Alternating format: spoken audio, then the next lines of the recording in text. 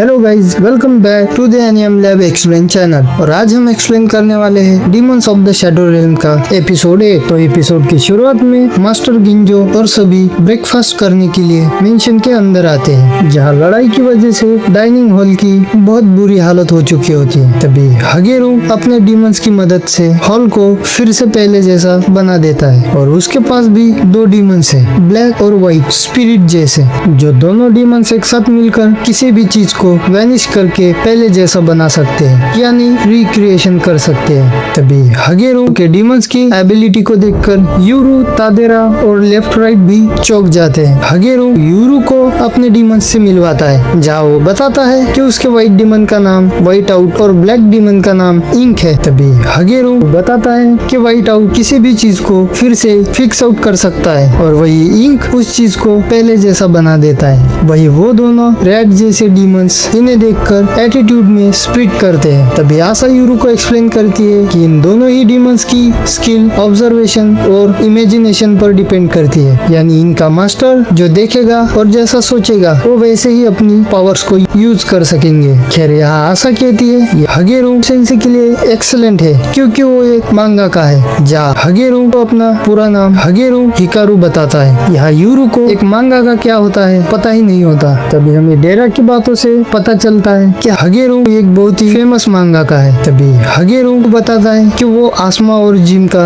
बड़ा भाई है और आसमा मिडल ब्रदर है, वही जिम सबसे छोटा है, जहाँ इन तीनों की अलग अलग मदर्स है। खैर तभी हगेरू को अपनी रिक्रिएशन में कुछ डिटेल मिसिंग लगती है, जिसे फिर से बनाने के लिए वो बौखला जाता है। यहाँ ये सब ब्रेकफास्ट करने के लिए बैठ जाते हैं, जहाँ यूरू दो छोटे सुमो डीमंस को देखकर चौंक जाता है, जो इन्हें बैठने के लिए सीट्स लाते हैं। यहाँ बहुत सारे छोटे डीमंस इनके लिए खाना लाते हैं। यहाँ जिम डेरा से पूछता है कि जिन डीमंस ने मेंशन पर हमला किया क्या वो हिगाशी विलेज से थे, क्योंकि जैसे ही बिग ब्रदर यानी कि यूरू मेंशन में एंटर हुआ उसी टाइमिंग पर ही कैसे हमला हुआ। मैंने सुना है कि तादेरा क्लैन के मेंबर भी बैरियर को तोड़ सकते हैं, जिसके जवाब तादेरा कहता है कि मुझे नहीं पता दूसरे क्लैंस के बैरियर में कैसे घुस सकते हैं। इधर आशा अपने भाई को खाते हुए देखकर बहुत ही खुश हो रही होती है। तभी तादेरा आशा से कहता है तो तुम्हें कागेमोरी क्लैन ने सही से ट्रेनिंग दी आशा, जिसके जवाब में आशा कहती है तुम्हें इसकी फिक्र करने की जरूरत नहीं, इन्होंने मुझे अच्छे से संभाला है और जब तक मैं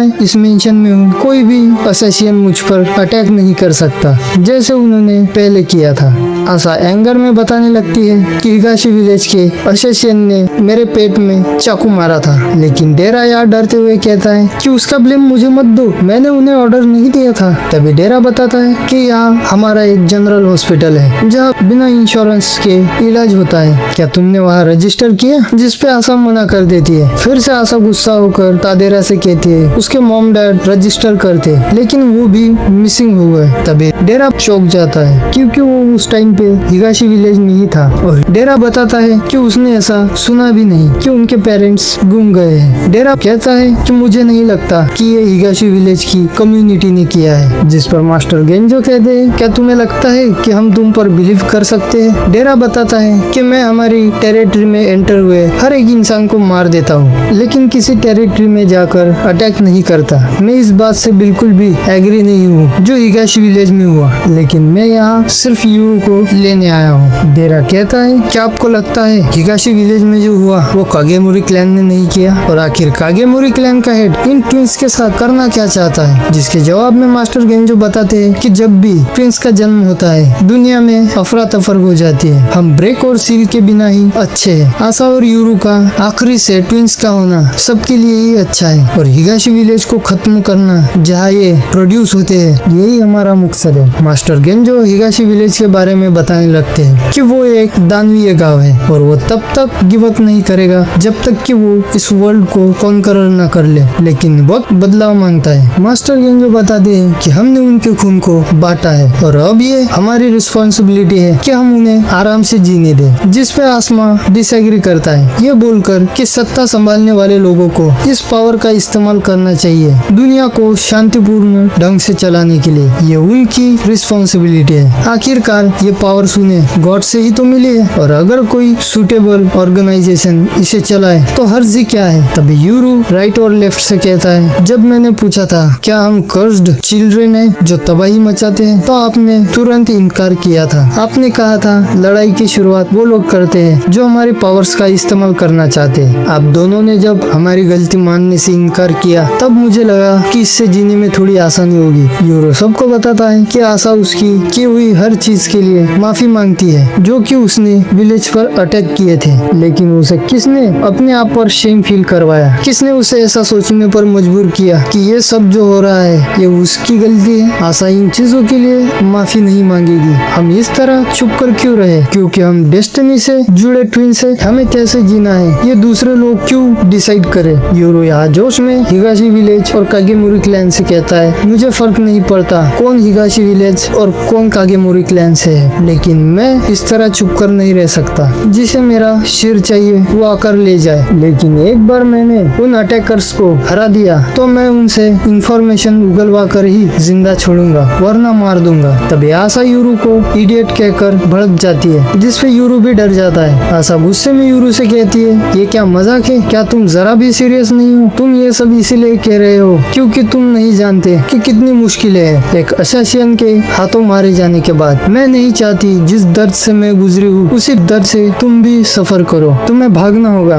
तुम्हें छुपना भी होगा, अपनी लाइफ को उस रास्ते पर मत लेके जाओ। आशा लेफ्ट और राइट को यूरो को समझाने के लिए कहती है, जाओ। वो खुद उन दोनों का फेस देखकर डर जाती है, क्योंकि लेफ्ट और राइट कहते हैं हमें फर्क नहीं पड़ता कि हमारे रास्ते में कितनी परेशानियां हैं। यूरो के डीमन होने के मुताबिक वो जो कहेगा हम वो करेंगे। जो सुनकर आशा परेशान हो जाती है, क्योंकि ये दोनों भी वैसे ही है। तभी आशा रोने लग जाती है। मास्टर गेंजो यूरो से कहते हैं, कागेमुरी क्लैन को ज्वाइन करने के अलावा तुम्हारे पास कोई और रास्ता नहीं है और हम तुम्हारा अच्छे से ख्याल रखेंगे, क्या कहते हो? जिस पे यूरो मना कर देता है। अब क्योंकि मास्टर गेंजो ने हिगाशी विलेज को दानिवे गांव कहा और क्योंकि यूरो वहीं पर बड़ा हुआ, इसलिए वो अपने दोस्तों के पास जाना चाहेगा। यूरो मास्टर गेंजो से कहता है, मैं समझ सकता हूँ कि आप मेरी बहन के लिए एक आइडल है, लेकिन ये उन लोगों को एक्सेप्ट नहीं होगा। मैं किसी को भी नहीं बताऊंगा कि मेरे विलेज के साथ क्या हुआ, वो सब किसने किया। यूरो आशा से कहता है, मुझे अच्छा लगता अगर हमारे पेरेंट्स को मैं तुम्हारे साथ देखता, लेकिन अब मैं डेरा के साथ काम करूंगा उन्हें ढूंढने के लिए। तभी डेरा और यूरो इनसे यहाँ से जाने के लिए कहते हैं, जिसपे आशा लेफ्ट राइट और डेरा से यूरो का ध्यान रखने के लिए कहती है और उसे प्रोटेक्ट करने के लिए कहती है, जहाँ ये तीनों भी आशा से प्रॉमिस करते हैं। खैर इसके बाद मेंशन के प्रोटेक्शन बैरियर के एज के पास सभी डेरा और यूरो और लेफ्ट राइट को छोड़ने आते हैं, जहाँ आशा कहती है कि इसके आगे वो नहीं जा सकती, क्योंकि जैसे ही वो बैरियर के बाहर पैर रखेगी ब्रिक की पावर्स लेने वाले लोग उस पर अटैक कर देंगे। खैर तभी यूरो आगे आता है और सोचने लगता है जैसे वो आशा केस में बंधी थी, ये भी वैसे ही इस मेंशन में बंधी है। तभी आशा यूरो को उसके मॉम डैड की फोटो दिखाती है, जिसे देखकर यूरो के साथ लेफ्ट और राइट भी हैरान हो जाते हैं। यूरो को लगता है कि यह फोटो की प्रिंट है। तभी आशा यूरो के साथ सेल्फी लेती है, जिसे देखकर यूरो इम्प्रेस हो जाता है। वही आशा भी ये सोचकर खुश हो जाती है कि उसने अपने भाई के साथ फोटो खींची। तभी लेफ्ट राइट और डेरा भी आशा से यूरो के साथ फोटो खिंचाने के लिए कहते हैं, जहाँ फोटो में लेफ्ट और राइट वैनिश हो जाते हैं, क्योंकि वो स्पिरिट है इसीलिए। खैर तभी यूरो आशा से उसके पेरेंट्स की फोटो फिर से दिखाने के लिए कहता है, जहाँ यूरो उन्हें 10 साल बाद सिर्फ फोटो में ही देख रहा था। खैर यहाँ आशा यूरो को इस फोटो की प्रिंट निकाल कर उसके एड्रेस पर भेजने को कहती है, जहाँ वो मन में सोचती है कि इससे उसे उसके भाई का एड्रेस भी मिल जाएगा।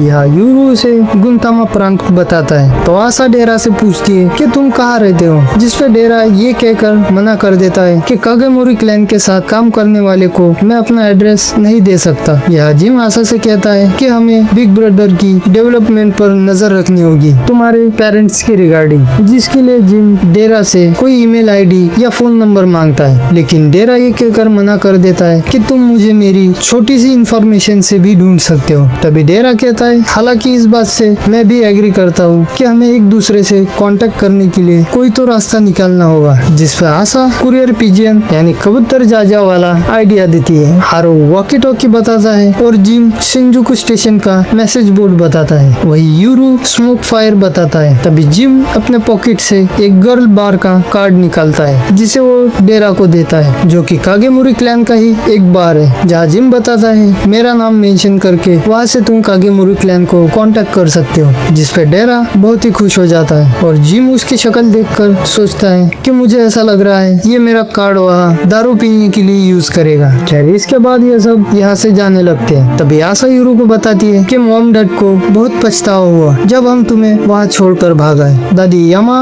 उनके रास्ते में आ गई थी, इसीलिए उन्होंने मेरे लिए उस माउंटेन पर जो छोड़ सकते थे छोड़ दिया। वो तुम्हें भी साथ लाना चाहते थे, वो तुम्हें वहाँ छोड़ना नहीं चाहते थे क्योंकि वो तुम्हें भी मेरी तरह चाहते थे। जो सुनकर यूरू इमोशनल हो जाता है और आशा से कहता है अब ये सब सुनकर मेरा यहाँ फिर से आने का इरादा पक्का हो गया। जो सुनकर आशा भी बहुत ज्यादा इमोशनल हो जाती है और बिना बैरियर की परवाह किए भागकर यूरू को पीछे से हग कर दिया और उसकी पीठ पर हाथ रख के उसे अपना ध्यान रखने के लिए कहती है और वहाँ से चली जाती है। तभी यूरू को एहसास होता है कि वो सच में उसकी बहन आशा है, क्योंकि उसकी केस में फंसी बहन भी उसकी पीठ पर ऐसे ही हाथ रखती थी। और उस केस में फंसी आशा को याद करके यूरू भी इमोशनल हो जाता है और वो यहाँ पर रो देता है। खैर इसके बाद हम मास्टर गेंजो को देखते हैं जो गैबी को बता रहे होते हैं कि नॉर्मली एक थर्ड पार्टी कमांड करता है, राइट और लेफ्ट ब्रेक और सील को कंट्रोल करते हैं, लेकिन उन्हें सील के पावर्स वाले ट्विंस के द्वारा ही हासिल करना था। अगर यूरू को कुछ हो जाता है लेफ्ट और राइट को रोकने वाला